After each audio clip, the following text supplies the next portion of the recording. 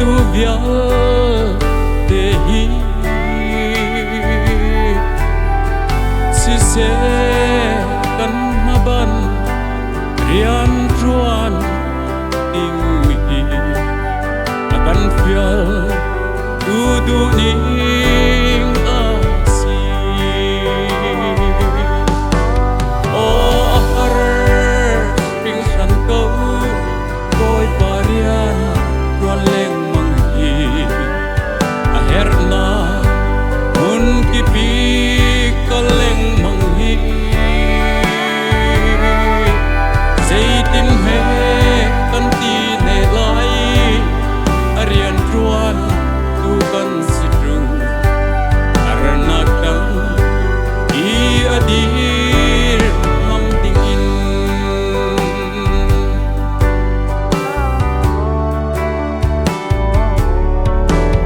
oi kri ral kapu maya phong si du an mabat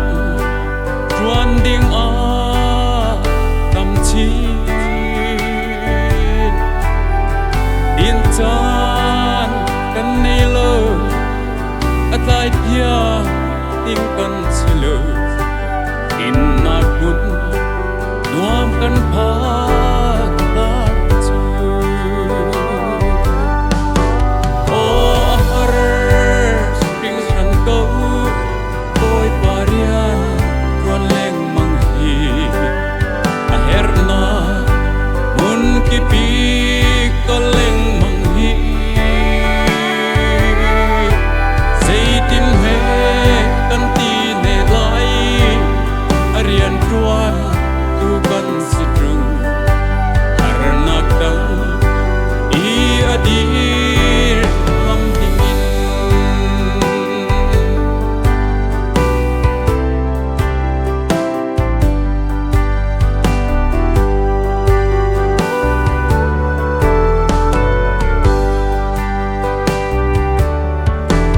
oi kri ko nak o hey mi vial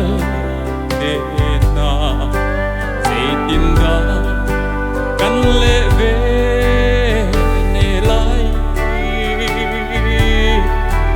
arna tong lo rian ruan tu an ung lo sai on boy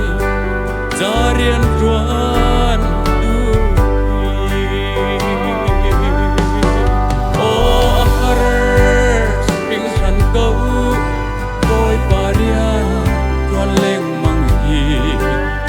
a herna mun ki pi ko leng mang hi zaitin he kan ti ne lai arian ruan tu kan sitrung arnak dang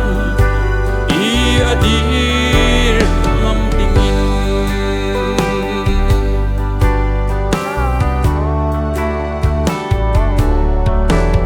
oi kri